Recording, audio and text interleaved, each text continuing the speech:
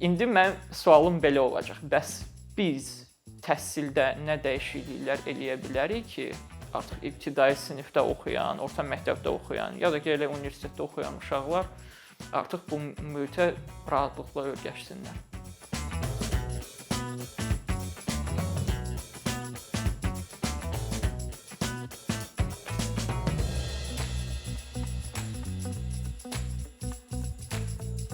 Ümumiyyətlə, kompüter elmlərində bizim bildiyimiz bir anlayış var. Buna abstraksiya qatları deyirik.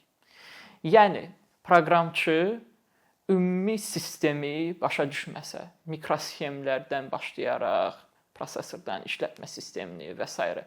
onun hamısını bilmədən, bütün sistemi anlamadan ortaya bir iş çıxara bilər. Bəli, anlamaq yaxşı bir şeydir bunları. Amma yəni bir dəfə, iki dəfə oxudum, başa düşdüm, artıq əsl problemləri çözməliyəm. İndi isə biz süni intellektə əslində bu yeni bir qat kimi baxa bilərik. Vaxtilə insanlar, yəni 20-ci əsrin ortasından başlayaraq kompüterlər olub o vaxtdan 0-1-lərlə, yəni binar kodla, maşın kodla proqramlaşdırırdılar kompüterləri.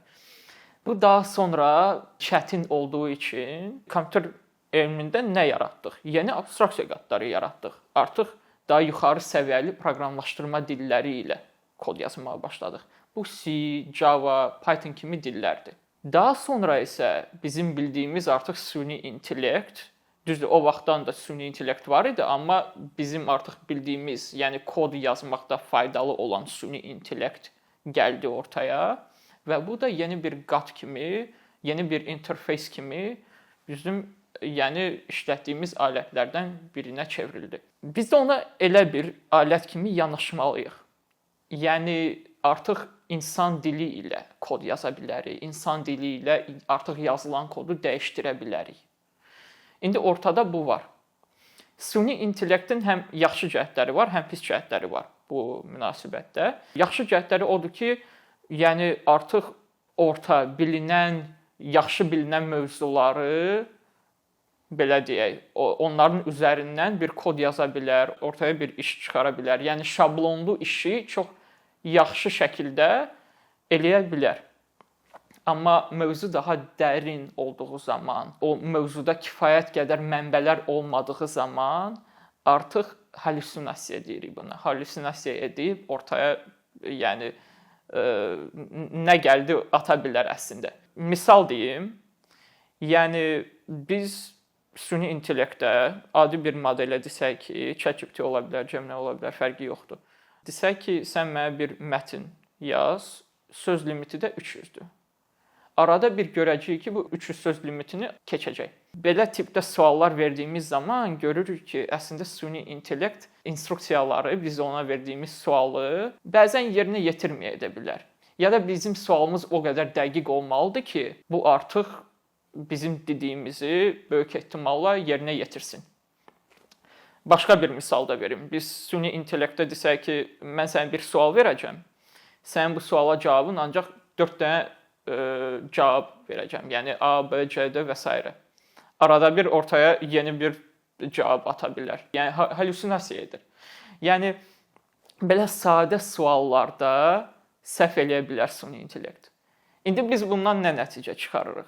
O nəticə çıxarırıq ki, biz ortaya tez bir prototip çıxarmaq üçün, yəni hansısa bir ideyamızı yoxlamaq üçün bir şablonlu bir proyekt üstündə işləyiriksə, süni intellekt bizə çox yardım edə bilər bu məsələdə. Amma məsələ gəldi hansısa bir detalları dərindən başa düşməyə, ya da ki, hansısa bir niş mövzuya deyək də, çox da bilinməyən mövzulara. Artıq ciddi şəkildə süni intellektin bizə verdiyi cavabları yoxlamalıyıq. Lazım olanda da kontrolu öz əlimizin altına almalıyıq və lazım olan kodu ya da ki, proyektin dizaynını özümüz eləməliyik. Yəni belə. Biz bunu başa düşdük. Başa düşdük ki, bizim iş mühitimizdə nələr dəyişəcək? Biz süni intellektdən necə istifadə edə bilərik?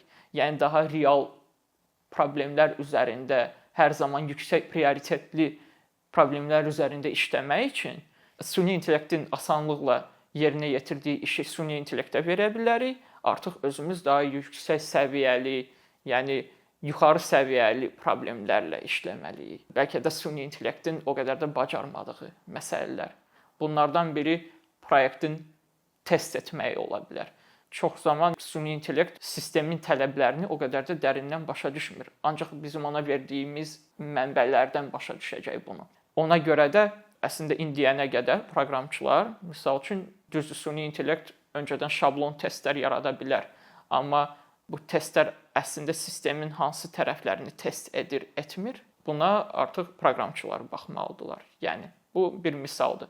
Əslində mən yəni belə düşünəndə görürəm ki, indiki bu proqram yazmaq mühiti, iş mühiti daha çox süni intellektin vaxtında eksperimental fizikaya biraz yaxındır. Elə bil ki, universitetdə fizika oxumuşam, kompüter elmlərinin yanında. Onu görmüşəm ki, yəni biz elmi tədqiqat apararkən biz nə edirik? Biz oturub, yəni bütün nəzəriyyəni oxumuruq. Hansısa başqa birisinin məqaləsini tapırıq, üzərindən keçirik. Ortada açıq suallar nə varsa onu diqqətlə oxuyuruq, deyirik ki, oldu. Mən indi nə dəyişikliklər eləməliyəm ki, özümün eksperimentimdə istədiyim bir nəticəyi çıxardım bu eksperimentdən. Lazım olanda qıraqdan, başqa şirkətlərdən alətlərimi alıram, olsun lazer olsun, başqa, yəni avadanlıq olsun. Artıq onu işlədirəm, eksperimentin parametrlərini, yəni təmizləyirəm, dəyişdirirəm oradan-buradan və artıq ortaya bir nəticə çıxmadığı zaman da bir faydalı bir informasiya alıram. Onu da başqaları ilə ya universitetimlə ya da ki, başqa olan elmi işçilərlə bölüşürəm. Özüm bir məqalə yazıram. Elmi tədqiqatda iş belə aparılır. Mən də artıq yəni süni intellektin kompüter elmləri sayəsinə gətirən dəyişiklikləri görəndə o yadıma düşür. Biz artıq oturub sıfırdan kod yazmırıq. Böyük ehtimal yəni yazmayacağıq. Lazım, yəni şablon işləri artıq ağlımıza bir düşüncə gəldiyi zaman bunu süni intellektə deyirik. Süni intellekt buna AI agentlər deyirlər. Ortaya bir kod çıxarırlar, onu yüngülvari bəlkə də biraz test edirlər. Artıq bizə verirlər. Biz artıq onun üzərindən çalışırıq. Artıq elmi tədqiqat elə bil ki, aparırıq. Bu verdiyin cavab o biri öncədən verdiyin cavabdan yaxşı deyil. Əslində biraz problemləri var. Gəl qayıdaq o öncəki cavaba. Yəni elə bil ki, elmi tədqiqat aparırıq reallıqda. İndi mənim sualım belə olacaq. Bəs biz bunu bilirik ki, belə bir iş mühitinə öyrəşmək biraz adamı incidə bilər. Yəni adaptasiya lazımdır belə bir iş mühitinə insanlar üçün.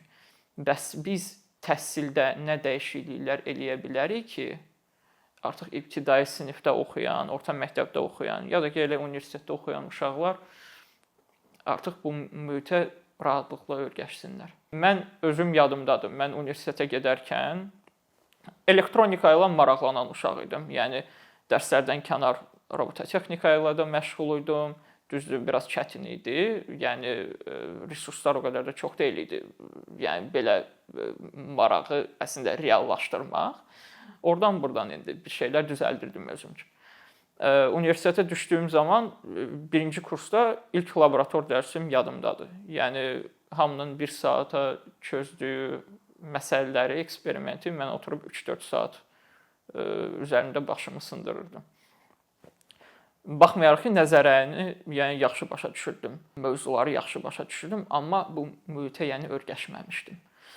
Mənə elə gəlir ki, bayaq mənim elə verdiyim analogiya, yəni süni intellektin, elmi tədqiqat, yəni bu analogiya əslində bir ipucu ola bilər bəlkə də.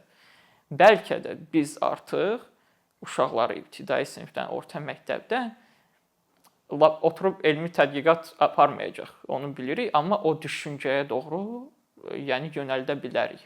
Kiçik fizika dərslərində eksperimentlər ola bilər, adi, yəni məqalələrin asanlaşdırılmış versiyalarını oxumaq, onsuz da bunu süni intellektlə edə bilərik. Yəni mən yəni doktor səviyyəsində yazılan məqaləni süni intellektə verə bilərəm və elə bir sual verə bilərəm ki, bunu yəni 9-cu sinif orta məktəbi oxuyan bir şagird üçün onun dilində başa salsın.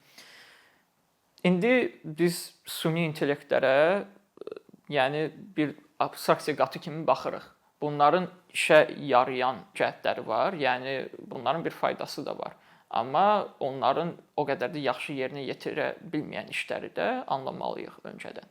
Bunları düzgün şəkildə istifadə etmək üçün. Bəs süni intellekt nə ən çox yayarlıdır? Yəni hansısa bir bildiyi mövzunu ümumiləşdirməkdə, bizim başa düşdüyümüz bir stildə bizə anlatmağı. Bu mövzularda yaxşıdır. Yəni ki, orta bilinən mövzular haqqında elə bil ki, söhbət aparması.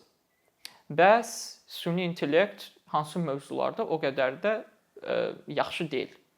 Bu belə dəqiq, dərin, niş mövzular ola bilər. Çox da bilinməyən mövzular ola bilər. Misal üçün mən hal-hazırda Android-un performans sistemi üzərində işləyirəm Google-da. Yəni Android işlətmə sisteminin performansına olan ziyanları və ya ki, hansısa bir insanın yazı proqramı bu performansa olan effektini biz onun üzərində elə bil ki, elmi tədqiqata bənzər bir iş aparırıq. İndi biz bu, yəni niş mövzu, bu dərin mövzunu nə qədərsə süni intellektdən soruşsaq, ortaya bir hallüsinasiya ilə dolu bir cavab alırıq.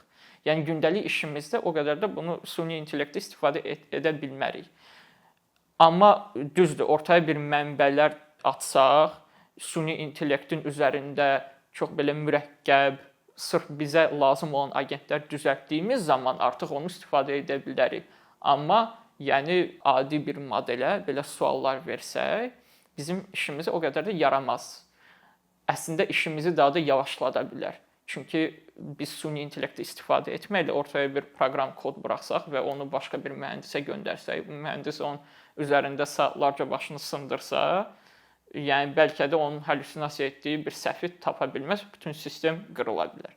Süni intellektin bir sıra problemləri də var. Amma biz buna hazır olduğumuz zaman süni intellektdən yəni işimizə lazım olan yəni hissələri, proyektimizin bir hissələrini asanlıqla yerinə yetirə bilərik və artıq real problemləri dalınca qaça bilərik. Əslində əsl düşüncəm budur. Yəni süni intellekt bizə nə verir? Nəyi mümkün edir ki, biz vacib olan, yüksək prioritetli olan, bəlkə də öncədən vaxtımız olmayan ya da resurs çatışmazlığından dalınca qaçmadığımız problemlərin dalınca qaçaq artıq. Yəni mənim üçün süni intellektin əsas faydası budur.